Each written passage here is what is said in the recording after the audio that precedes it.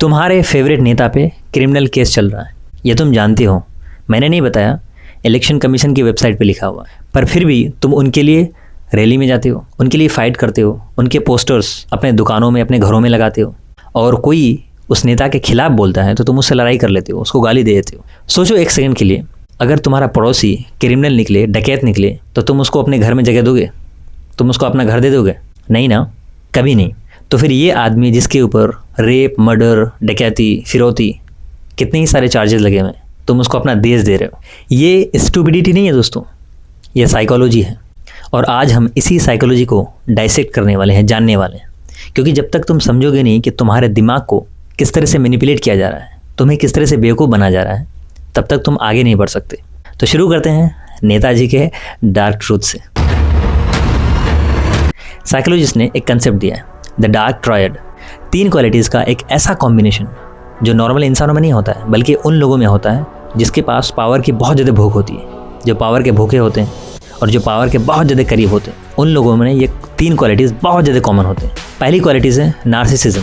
Narcissist लोगों को लगता है कि दुनिया में वो सबसे ज़्यादा इंपॉर्टेंट इंसान है। रूल्स उन लोगों के नहीं होते, रूल्स कॉमन लोगों के लिए बने होते हैं, नार्सिसिस्ट लोगों के लिए नहीं होते। ये अपनी फ़ोटो का साइज़ बड़ा दिखाते हैं अपने बैनर्स में, और जो स्कीम का साइज़ होता है वो बहुत छोटा दिखाते हैं। स्कीम का नाम बहुत छोटा होता है, उनका फ़ोटो बहुत बड़ा होता है। तुमने देखा होगा कि नेताजी जब किसी बिल्डिंग के इनॉग्रेशन में जाते हैं, उद्घाटन में जाते हैं, तो उस पर अपना नाम बहुत बड़ा लिखाते हैं और उस स्कीम का नाम, बिल्डिंग का नाम बहुत छोटा दिखाते हैं। यही नार्सिसिज्म है। नार्सिसिस्ट लोगों को लगता है कि मैं सबसे ज़्यादा इंपॉर्टेंट हूँ। दूसरी क्वालिटी है मैकियावेलिनिज्म। ये वर्ड मैकियावेलिनिज्म ये 16th सेंचुरी के एक इटालियन राइटर और फिलोसोफर निकोलो मैकियावेली के नाम से है, जिन्होंने लिखा था कि it's better to be feared than loved. मतलब प्यार किए जाने से बेहतर है कि लोग आपसे डरे। मैकियावेलियन इंसान एंड जस्टिफाइज द मीन, इस एक बात पे बहुत ज़्यादा बिलीव करता है। मतलब कि कुछ भी करो, गोल अचीव होना चाहिए।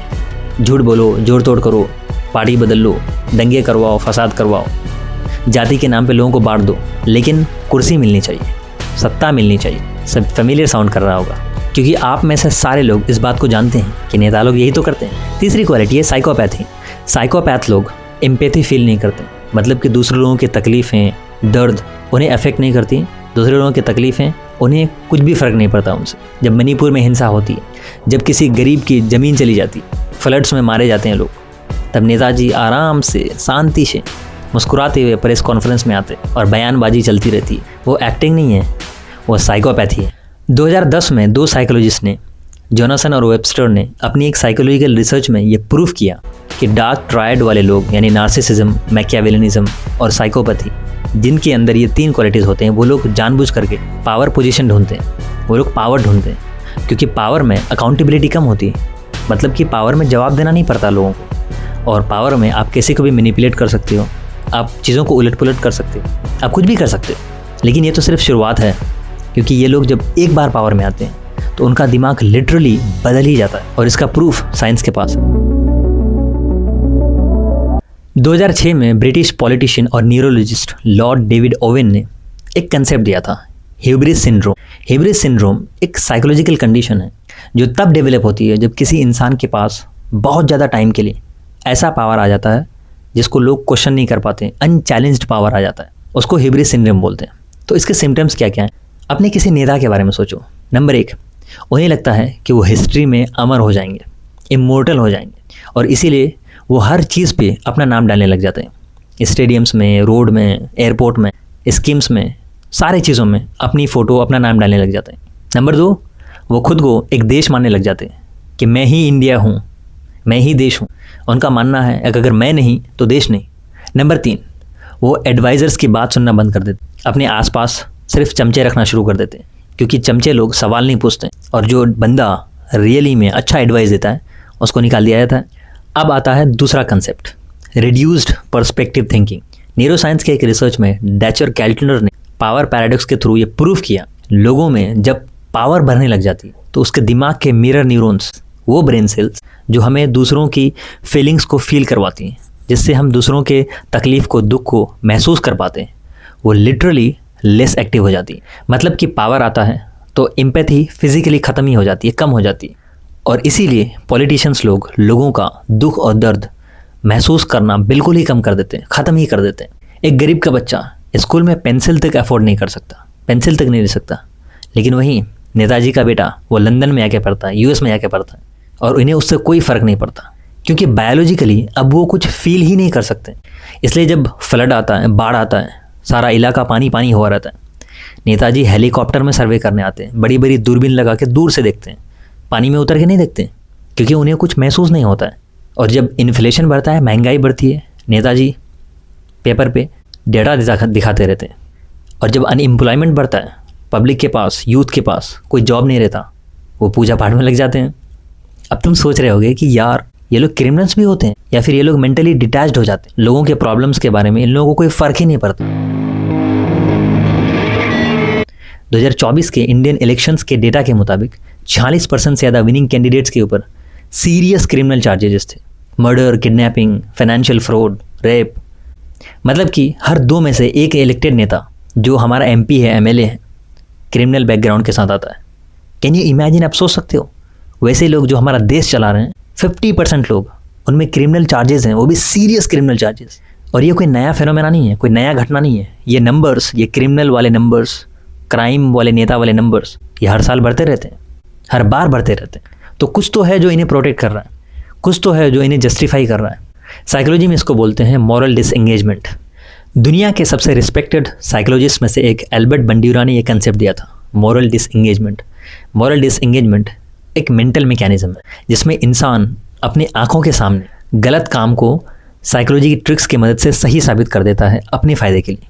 और पॉलिटिशियंस, नेता लोग ये कैसे करते हैं? पहला मैकेनिज्म है यूफेमिस्टिक लेबलिंग, मतलब सौम्य नामांकन। काम बुरी करो लेकिन उसके नाम बदल के अच्छे नाम रख दो कि यार ये डकैती नहीं थी, ये तो रिसोर्स का डिस्ट्रीब्यूशन था। मतलब कि एक जगह से सामान चुराया गया दूसरी जगह बांटने के लिए, संसाधनों का पुनर्वितरण हो रहा है। ये हम लोग धमका नहीं रहे हैं, पब्लिक मैनेजमेंट कर रहे हैं। यहाँ पे कोई दंगा नहीं हो रहा है, बल्कि पब्लिक का इंस्टेंटेनियस रिएक्शन है। पब्लिक गुस्सा हो गई इसलिए इंस्टेंट रिएक्ट कर रही है। लैंग्वेज बदलो तो क्राइम का वेट कम होने लगता है। दूसरा मैकेनिज्म डिस्प्लेसमेंट ऑफ रिस्पॉन्सिबिलिटी, मतलब कि खुद की रिस्पॉन्सिबिलिटी, खुद की जिम्मेदारी किसी और पे थोप दो। ये तो सिस्टम की गलती है, मुझे तो मजबूर किया गया था ना, हमारे वक्त में ये थोड़ी ना होता था। तीसरा मैकेनिज्म डीह्यूमनाइजेशन, ये सबसे ज़्यादा डेंजरस है। जब आप लोगों को वोट बैंक की तरह देखते हो, भीड़ की तरह देखते हो, जनता की तरह देखते हो, एक कलेक्टिव पर्सपेक्टिव से देखने लगते हो, तो फिर इंडिविजुअल इंसान की कोई कदर नहीं रह जाती। उसको फिर इंडिविजुअली ट्रीट करना बहुत मुश्किल हो जाता है। गरीब किसान वो एक वोट बन जाता है, अनएम्प्लॉयड यूथ जिसके पास कोई भी जॉब नहीं है वो एक रैली अटेंड ही बन जाता है, सिर्फ रैली अटेंड करता है। दंगे में कोई बंदा विक्टिम बन जाता है, उसके सारे घर बार में आग लग जाता है, वो एक उनके लिए एक नंबर बन जाता है, एक स्टैटिस्टिक बन जाता है, एक डेटा बन जाता है। और जब लोग टूल्स बन जाते हैं, जब लोग डेटा बन जाते हैं, जब लोग स्टैटिस्टिक बन जाते हैं, इंसान नहीं रहते, उनके साथ कुछ भी करना मोरली ईजी हो जाता है। अब ये सब सुन के तुम्हारे मन में सवाल आ रहा होगा कि भाई हम इतना कुछ जानते हैं तो फिर हम उन लोगों को वोट क्यों दे देते हैं? क्योंकि भाई प्रॉब्लम उन लोगों में नहीं है, प्रॉब्लम हमारे दिमाग में है। अभी आपको पता चलेगा नेक्स्ट चैप्टर में। ये चैप्टर सबसे ज़्यादा इंपॉर्टेंट है।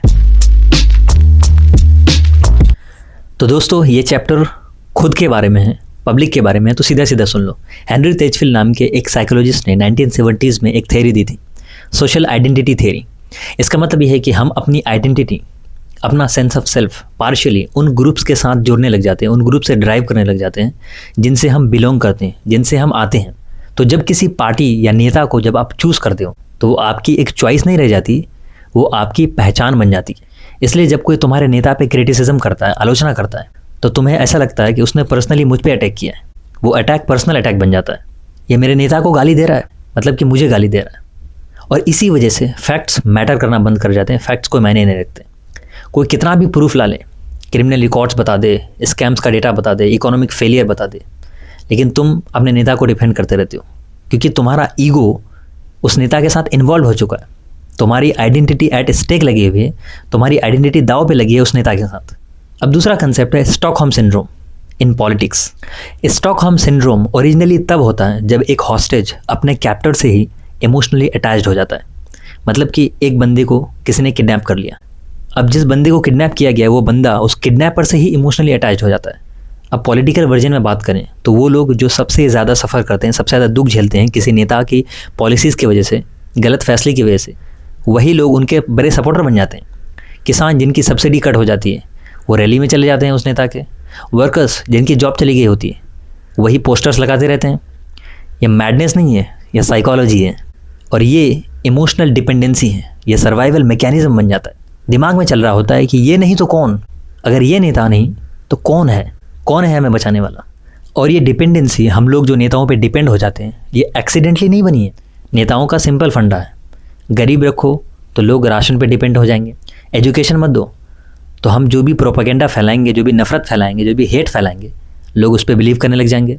लोगों को बांटो, डिवाइड करो, रिलीजन के बेसिस पे, कास्ट के बेसिस पे, जगह के बेसिस पे, रीजन के बेसिस पे, तो वो एक दूसरे से लड़ते रहेंगे और हम अपना राज करेंगे। ये एक सिस्टम है, प्रॉपर सिस्टम है और इसको जानबूझ करके डेलिबरेटली बनाया गया है। फेमस राइटर बर्टन रसल ने कहा था, the whole problem with the world is that fools and fanatics are always so certain of themselves and wise people are full of doubts. मतलब कि दुनिया की समस्या ये है, दुनिया की प्रॉब्लम ये है कि मूर्ख और कट्टरपंथी लोग बहुत ज़्यादा कॉन्फिडेंस से भरे होते हैं और समझदार लोग डाउट से भर जाते हैं, शंकाओं से भर जाते हैं। और पॉलिटिशियंस को वो लोग नहीं चाहिए जो सवाल पूछते हैं, अक्लमंद लोग नहीं चाहिए। पॉलिटिशियंस को चाहिए बेवकूफ़ लोग जो बहुत ज़्यादा कॉन्फिडेंस से भरे होते हैं। तो क्या ये सब बदल सकता है? हाँ, बदल सकता है और इसका जवाब साइंस के पास भी है। तो दोस्तों, मैं कोई नारा नहीं दूंगा, मैं ये नहीं बोलूँगा कि आपको इस पार्टी को वोट करना है, उस पार्टी को वोट करना है। मैं सिर्फ एक साइकोलॉजिकल शिफ्ट के बारे में बात करूँगा। अपने आप को फैंस से सिटीजन बनाओ।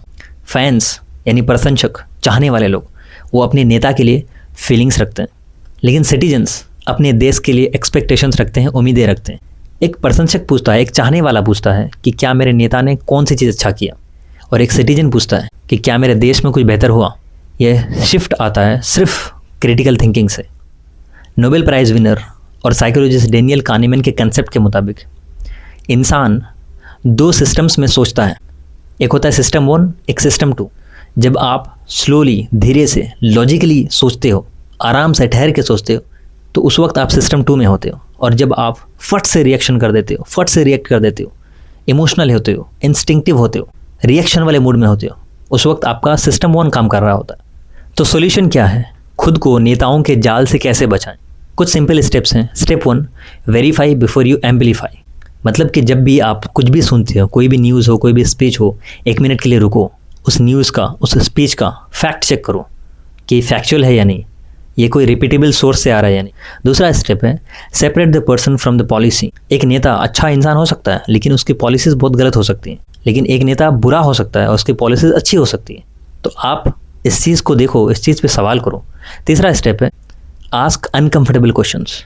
अनकंफर्टेबल क्वेश्चन पूछो कि मेरे एरिया में पिछले 5 सालों में क्या बदला है, कौन सा डेवलपमेंट हुई है, मेरे लोकेलिटी में स्कूल्स, हॉस्पिटल्स, रोड्स बेहतर हुए हैं नहीं, या फिर वही पुराना हाल है। मेरा नेता पार्लियामेंट में हमारे लिए कितने सारे मुद्दे उठाता है, कौन कौन से इश्यूज़ को रेज़ करता है, और ये डेटा पब्लिकली अवेलेबल होता है, आपको जाके सिर्फ देखना पड़ता है। चौथा स्टेप एजुकेशन, अपनी भी और दूसरों के भी बहुत ज़्यादा ज़रूरी है। विदाउट एजुकेशन कुछ भी नहीं बदल सकता। तो दोस्तों, ये वीडियो सिर्फ आपके लिए नहीं है, ये वीडियो उन सारे लोगों के लिए है जो इस कंट्री को, इस देश को वोट देते हैं और अपना नेता चुनते हैं। तो ये वीडियो उन लोगों को भेजो ताकि उनकी भी साइकोलॉजी बदले और वो लोग कॉन्शियसली, सही से सोच समझ कर वोट कर सकें। क्योंकि एक कॉन्शियस वोट, एक समझदारी वाला वोट कोई भी रैली से ज़्यादा पावरफुल होता है। साइकोलॉजिस्ट योगेंद्र यादव ने एक बार कहा था कि Indian voters are not irrational, they are rational within their constraints.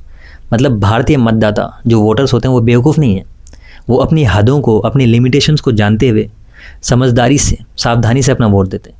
तो लिमिटेशंस को हटाओ, इन्फॉर्मेशन दो, एजुकेट करो, जागो, अपने लिए जागो, अपने बच्चों के लिए जागो, अपने पड़ोसियों के लिए जागो, अपने देश के लिए जागो। क्योंकि अगर तुम नहीं बदलोगे तो ये सिस्टम कभी नहीं बदलेगा। और वो लोग, नेता लोग, वो लोग तो चाहते ही नहीं कि आप बदलें, आपकी थिंकिंग बदले। तो दोस्तों, ये था नेताजी का डार्क ट्रूथ, साइकोलॉजी की नज़र से, साइकोलॉजिकल पर्सपेक्टिव से। आई होप आपको पसंद आया होगा। पसंद आया तो दूसरे लोगों को भी शेयर करो। इस दुनिया में सिर्फ 2 तरह के लोग होते हैं, एक मालिक और एक गुलाम, और कैसे हमारा पूरा सिस्टम गुलामी में जी रहा है। और आप ये वीडियो देखना चाहते हो तो यहाँ क्लिक करके देख सकते हो। Until then, this is Farhan Shamimi. Thank you so much and signing off.